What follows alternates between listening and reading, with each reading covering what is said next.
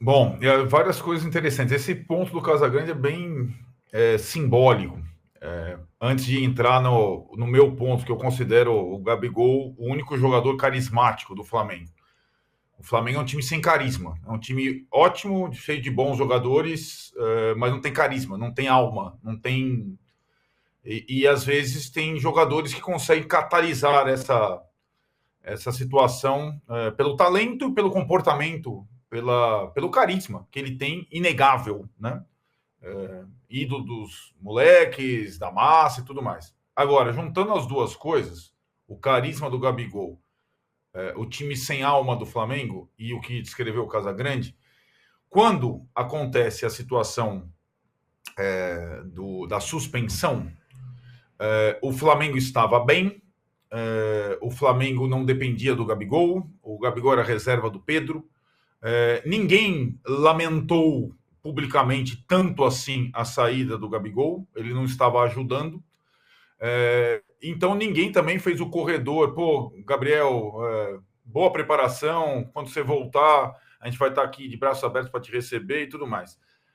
A fila de palmas na chegada, como a torcida e a mídia que cobre o Flamengo celebrou a volta do Gabigol desde as primeiras horas da manhã de ontem, refletem que o Flamengo está num momento muito ruim se tratando de Flamengo, né? Então, aí, se é bom para o Tite, pouco é necessário para o Tite. Vocês repararam no negócio? O Tite, nesses últimos jogos todos, pelo revezamento, pelas críticas das trocas, da poupar ou não o jogador, usou muito a questão da ciência, né? A palavra para justificar as opções e as preservações e as trocas. Você acha que se a ciência fosse levada ao pé da letra, o Gabigol teria voltado depois de mais de mês sem treinar coletivamente e seria relacionado para um jogo sem treinar coletivamente? Jamais. A ciência balizaria essa bizarrice? Pensa bem. O cara está treinando, o cara é proibido de frequentar o centro de treinamento do clube. Há 2 meses ele não dá um passe para o Pedro. Ele só dá o passe ali na academia dele no paredão. Aí ele volta, é recebido com a fila de palmas e vai pro jogo. Cadê a ciência nisso? Que ciência? É desespero, meu irmão. É desespero então, bater alguém na...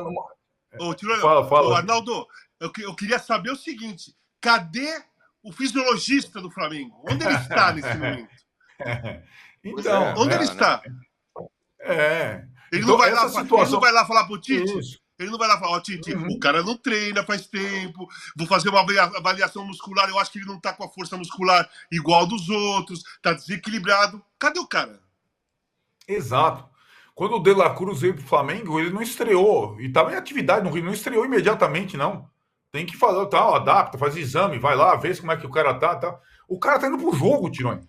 Você imaginou o Maracanã hoje, ele no banco do Lohan, menino jogando?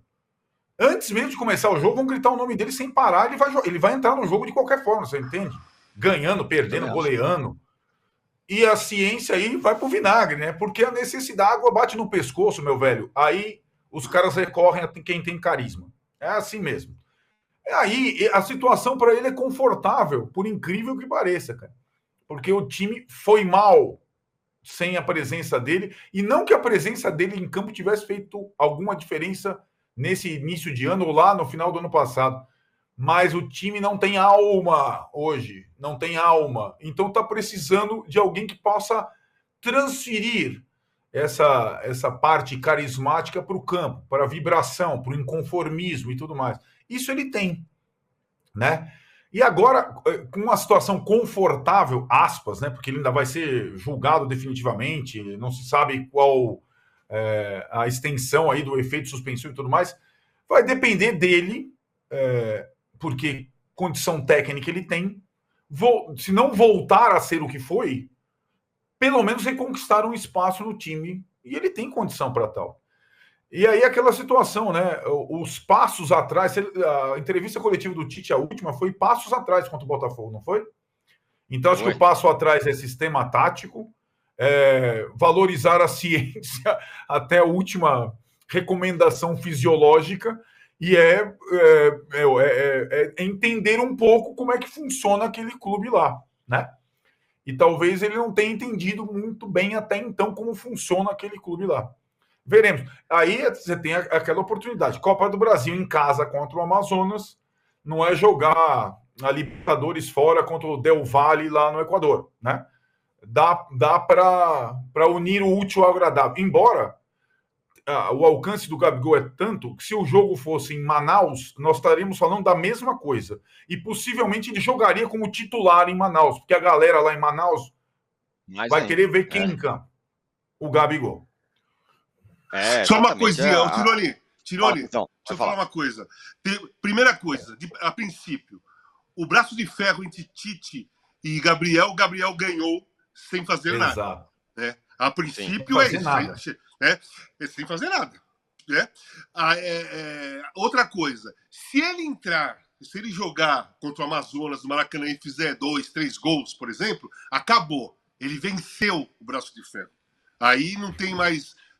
Venceu momentaneamente, venceu o braço de ferro. Outra coisa, vocês já perceberam como o Tite morre com as palavras? Vocês já perceberam o histórico do Tite, como ele morre com as palavras? Daniel Alves transcende o futebol. Não demorou um ano. O cara estava preso por acusação de estupro. A ciência definiu, eu vou à ciência até o fim. Não demorou 3 semanas para esse papo da ciência para ele ir por água abaixo, porque, como o Arnaldo falou, o Gabriel voltou e pronto, sem estar treinando legalmente, sem estar sendo seguido por fisiologista e tudo mais. Já está relacionado porque é isso que o Arnaldo falou. O time não tem brilho, não tem carisma. Sabe por que o time não tem brilho, não tem carisma? Porque o Tite não tem brilho, não tem carisma. O Tite é um treinador que não tem brilho, não tem carisma. A seleção brasileira, com o Tite, desde quando ele entrou, né, fora aquelas eliminatórias que ele entrou em 2016, que foi muito bem, de 18 para frente, sem carisma nenhum, sem brilho nenhum. Era uma seleção brasileira sem brilho, opaca, apagada. Poderia ter vencido mais, poderia sim, porque tinha bons jogadores, mas sem brilhar, né? Aquele negócio, né, do Tite. Só que o Flamengo, a história do Flamengo tem brilho nos times. Os grandes times que o Flamengo fez na história, eles brilham, eles têm carisma. O Flamengo não é time que a escola dele é opaca. Não tem. O time do Flamengo, ou ele é ruim, né, aquela fase que não tinha dinheiro, ruim, mas com brilho, ou é um grande timaço com carisma e brilhando muito. E o Tite, normalmente, os trabalhos dele, mesmo aqueles vencedores, né, como o Corinthians e tudo mais, não tem brilho. Muito bem, com ótima análise sobre as questões todas do Flamengo. Aqui o Valdemar tá bravo com a gente, viu? Falando assim, que amargor de parte da mídia esportiva tem para falar do Flamengo e do Gabigol. Até uma volta aos treinos com recepção calorosa é alvo de críticas. Que Deus perdoe essas pessoas ruins, diz aqui o Valdemar. Saudações. Então, estamos analisando. Ô, Tironi, então, o Valdemar, ele assinou embaixo a inversão de valores, né? Que eu falei da sociedade. Ele assinou embaixo. Ele é flamenguista, tem que torcer pro Flamengo. A volta do Gabigol foi legal? Lógico que foi o torcedor do Flamengo. O torcedor do Flamengo não tem nada a ver com isso. Gosta do Gabriel, o Gabriel é ídolo e tem que festejar mesmo. O que eu tô falando é a volta no ambiente de trabalho, sendo aplaudido por voltando do efeito suspensivo de uma acusação de burlar doping. O ambiente de trabalho não tinha que ter festejamento nenhum. O festejamento tinha que ser restrito às arquibancadas do Maracanã, às ruas do Rio de Janeiro, às praias do Rio de Janeiro. Para os torcedores do Flamengo, que é uma massa gigantesca, eles podem vibrar o tempo todo com a volta do Gabriel, e com toda a razão, porque o Gabriel é o grande ídolo do Flamengo dos últimos anos aí. E vai ser por muito tempo. Mas o ambiente de trabalho não tinha motivo para ter festejamento. Sim, é isso. Tá mais do que claro.